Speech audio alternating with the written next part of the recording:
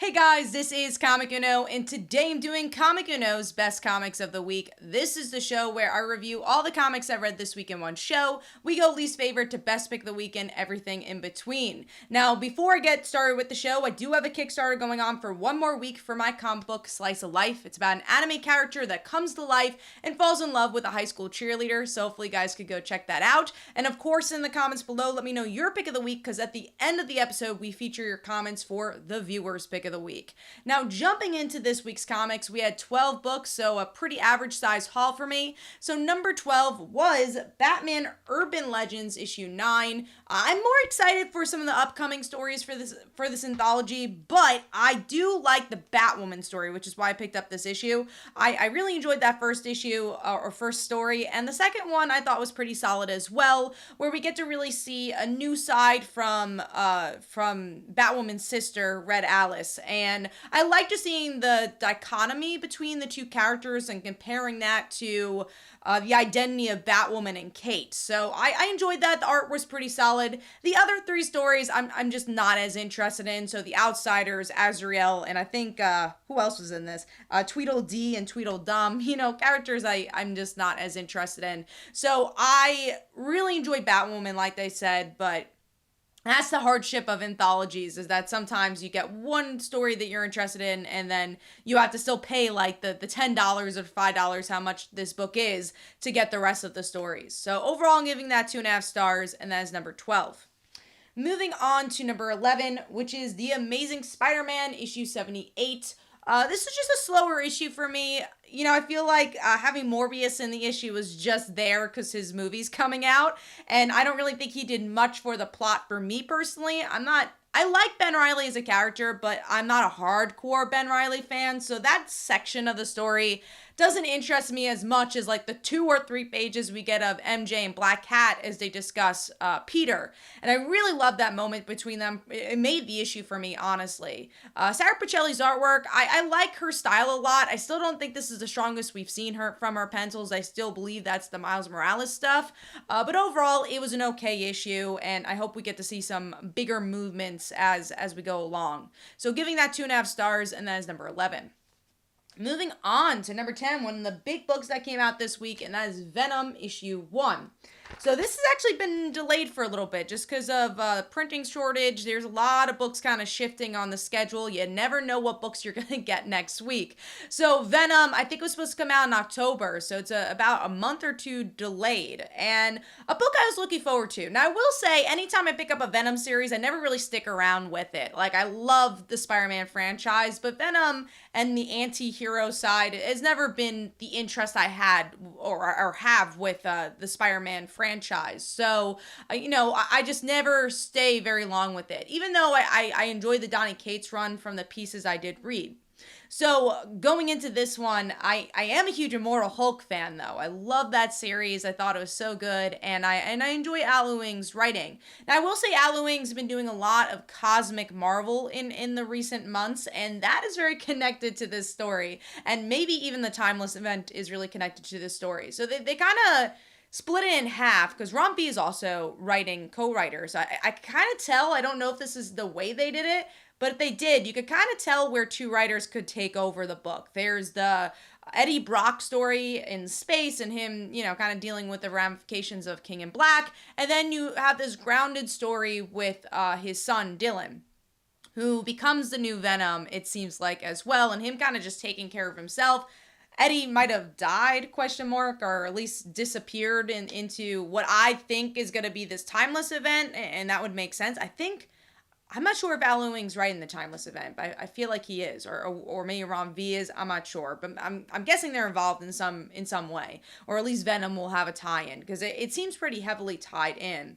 And I really like the Dylan stuff. That's the thing that if I am gonna come back for issue 2, it'd be for Dylan. I want to see, what his character brings with his father being gone and him taking over the Venom symbiote, and just seeing what his childhood is like. I really enjoyed those moments, even though I feel like Hitch's artwork or honestly, I would say more of the coloring, it just kind of is bland to me. It doesn't have this this and I hate to compare it to Stegman's artwork, but that's the last series. There's definitely a tone there. I feel like because of the colors here, it just kind of falls flat, and that's the one thing I'm a little worried for as the issues go on, because visually it's not as interesting as maybe what the story is giving us, at least color wise, even though there's maybe some dynamic action with Hitch's pencils.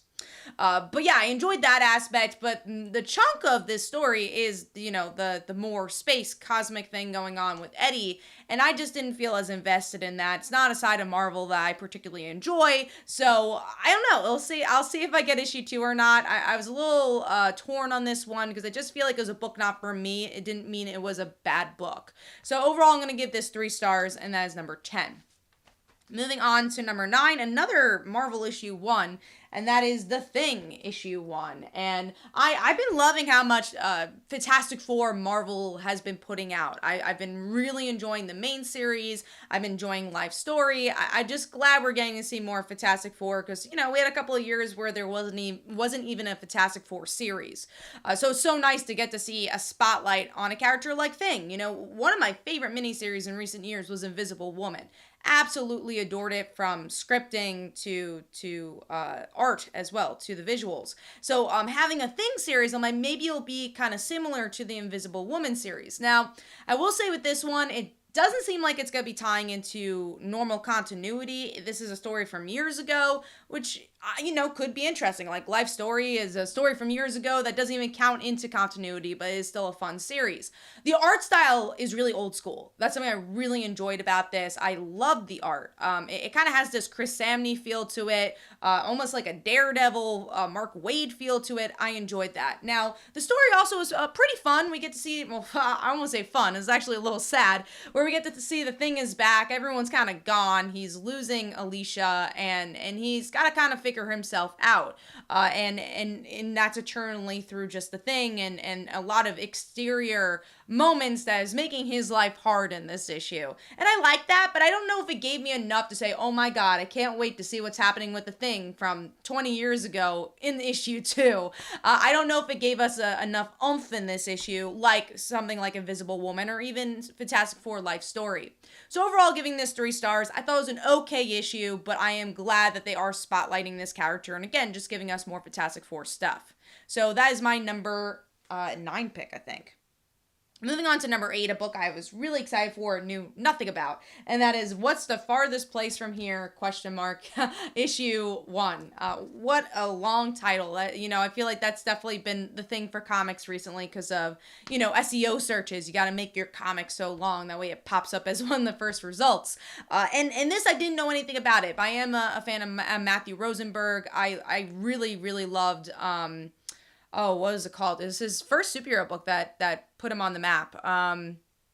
Oh man, I don't even remember what the title was called, but it was really good. It was like teenagers figuring out that they had powers, and then also you have 4 kids who walked out of a bank, which I actually have the trade for, but I don't think I've read it. I really do need to read that series. But anyways, I was looking forward to that because there's his indie titles are so unique and good, and that's something I really enjoyed about this issue. I still don't really know what's going on in it. This first issue, you get to see this girl who looks pregnant, but they do not mention that she is. They're just like, oh, there's something up with you. And they don't really mention that she's pregnant or not. And there's this guy who you're like, maybe that's the father. I don't really know, who escapes. And we don't really know what's going on in this world. We just see it's a post-apocalyptic world. Obviously, it's called What's the Farthest Place from Here? So maybe it's not a great place. And in the end of the issue, this girl who might be pregnant runs away. And that's the end of the issue, where you get introduced to a lot of characters at once. There's some fighting. There's some really great colors in this issue.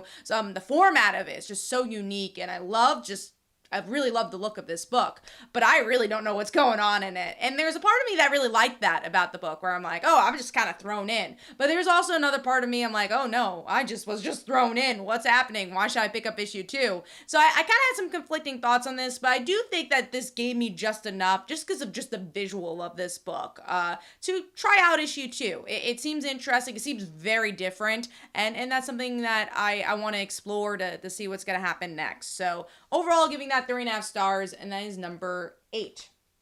Moving on to number 7, which is Stillwater, issue 11. And This actually did a year time jump. I wasn't expecting that. I don't even know if there was a hiatus between this issue and the last. So, but we do get to see a time jump, and we get to see our main character interacting with the ex-sheriff now, and us learning that he's been separated by his mom. The city or the town has changed a little bit, and some of the outsiders are recognizing this, and they have to make decisions of, do we kill this person? Do we not kill this person? And you just see the political structure is changing a little bit. And obviously our main character and his mom are very affected by this. And by the end, it seems like the mom has become even more of a badass and wants to meet up with her son, and then just have hopefully plans to get out of this place at some point. I do feel like there's a lot going on in this issue. There's a lot of names that are thrown where I'm like, I don't really remember who that is, because it's just such a big town. But I like the vibe of it, and I'm looking forward to seeing where it goes, and I'm glad it's not still. There is a year jump here where we're really getting to see story progress. So overall, giving that 3.5 stars. Artwork is always great. Like I said, like the style of the mom here. So giving that 3.5 stars, and that is number 7. Moving on to number 6, which is Mighty Morphin Power Rangers issue 13, and this is the start of the Electrian War. And the last issue was really good. We got to see something happen to Zordon. We don't know if he's dead. We don't know what happened to Billy. We really get to see a continuation of that. Billy's running away, figuring out, okay, how do I help Zordon? Also, I know Zordon didn't really like me after the situation that happened, but I'm still a Power Ranger, and I'm still going to help my father figure. As the rest of the Rangers are kind of distracted, some really great colorful art here. The colors really, really pop off the page. And by the end, we get to see, the Power Rangers have to team up to try to save Zordon. I will say this is a bit of a point A to point B issue, but there's a lot of fun moments here, and at least some good character moments with Billy in general, and I thought it was a pretty solid build-up issue. So giving that 3.5 stars, and that is number 6. Moving on to number 5, which is Static, Season 1, Issue 4. And, overall I've been having a fun time with this. It really reminds me of the comic book a bit, a little less dark. It's a good combination of the TV show and the comic, and it's just kind of its own thing, and kind of telling its own mythos at the same time. I like that pretty much everyone knows that he's a bang baby, at least his friends and family. They're all very helpful for him. I would say my slight negative of this, it's very wordy, so it's hard to really get into the visuals because there's just so many balloons on the page. But I really like the story, and I like the character interactions that Virgil has in this issue. I like that the friends get involved. I like that the sister got involved, and the ending got a pretty big cliffhanger with the villain, and maybe Virgil having his face burnt off. So there's definitely a lot of action in this. We get to see some flying here, some really bright colors. Overall, a good fun time, and excited to see how this season 1's going to end. So giving that 3.5 stars, and that's number 5. Moving on to number 4, which is Harley Quinn, the animated series, The Eat, Bang, Kill Tour, issue 3. And, I'm just having fun with this. I love the TV show. And in this one, I will say I think Harley and Ivy are still a little out of character for me. I feel like they fight, and then they're like, oh my god, baby, you're my girlfriend. As much as I love those moments and love seeing their romantic moments, I want to see more earned moments as well. I feel like, sometimes it's a little rushed. But man, I feel like they explored the DC universe really well here, especially Nightwing. Nightwing's finally added, and they have all these butt jokes, and it's great. So I enjoyed that aspect, but also just seeing Nightwing's dynamic with James Gordon. We get a little bit of Batgirl here, and there's some good laughs overall in this issue, and overall it's just a good time. So I enjoyed this one. I thought it was a pretty solid issue, and overall giving that 3.5 stars. So that is my number 4 pick, and the artwork is so good for this. Love the cartooniness, and again, it really adds to the humor very well.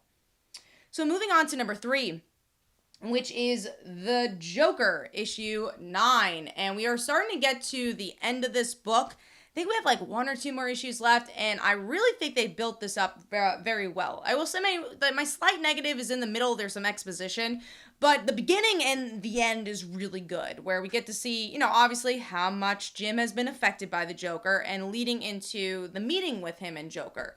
And things don't go well for Jim. He gets stabbed. Will he even survive this? Also, Barbara in the background is kind of figuring out more about what is actually happening here, and that maybe James Gordon Jr. is actually still alive. And And that kind of blew my mind, and like, okay, this is not just connected to the Joker, and maybe the Joker has always been connected to the Gordon family, or I should say maybe it's not just connected to Batman, it really is just connected to the Gordon family mythos, which, you know, I thought was very interesting.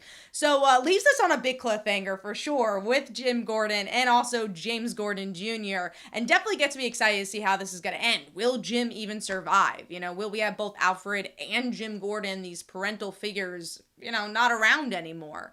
So overall, giving this 4 stars. You get a really nice grittiness to it, and I just thought it was a nice propeller to the next couple of issues, or the last issue. I don't know how many issues are left. So giving that 4 stars, and that is number 3.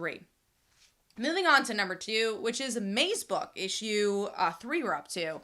And man, this is just such a solid Jeff Lemire book. This one, you know, I just like that you really get a different story or new progression with each issue. Sometimes comics struggles with that, especially, you know, in issue 2 to issue 3, you know, you kind of deal with the same territory, but here you really feel like you're getting some nice progression here, where the dad is learning more about the mazes that the daughter has made, and actually has met a woman who believes him, and this brings him into this other world, and he's able to kind of crack the case in some regards to try to find his daughter. And I just really love the smaller beats here and the connections that he makes, or the connections he doesn't make here, as he's just so desperate to find his daughter. And the artwork just works so perfectly for this, and it's just such a solid book, and really Jeff Lemire at his best. So giving that 4 stars, and that is number 2. Moving on to number 1, speaking of Jeff Lemire, it is Robin and Batman, issue 1. And, you know, I was really excited for this book. I know we have so many Batman books, and honestly, I know we have a lot of Black Label books. I think this is a Black Label book. It's like a mini-series that's out of continuity. I know we have a lot of them, but I was like, all right, I see Jeff Lemire, I see Dustin Nguyen. You know, this is a great team, and I love the Robin and Batman dynamic. I love the Bat family. So I read it, and I really liked it. I really loved just getting into Dick Grayson's head and just trying to get the approval of Batman, and, you know, the steps that he tries to take to do so, and him realizing, okay, what is my world? My parents just died. You know, I just want to be this fantastical sidekick to a Dark Knight, and then he realizes, oh, wait, maybe this isn't so fantastical. Maybe I'm living the nightmare that Batman keeps reliving. And can I really be the brightness to Gotham? And you know, there's just so many interesting interpersonal things that happen between Robin and Batman that, you know, sometimes the more actiony comics don't get to do. You really get to go into his head, and it feels more like a character study, even though there's some great action here as well, and the colors are so good from that contrast to this brightness to this darkness, and this team just works so well, and I'm so excited to read issue 2. It just was such a good picture to this iconic duo, and just kind of putting slightly on his head. You know, it's not territory we haven't explored with the characters, but I feel like it's territory that's being explored differently. So overall, giving that 4.5 stars. Hopefully you guys enjoyed. This is Comic Uno. Now jumping into the viewers pick of the week from last week, which was By the Horns, and here are some comments about that. Hopefully you guys enjoyed. This is Comic Uno, and I will see you guys in the next one. Thanks, guys. Bye.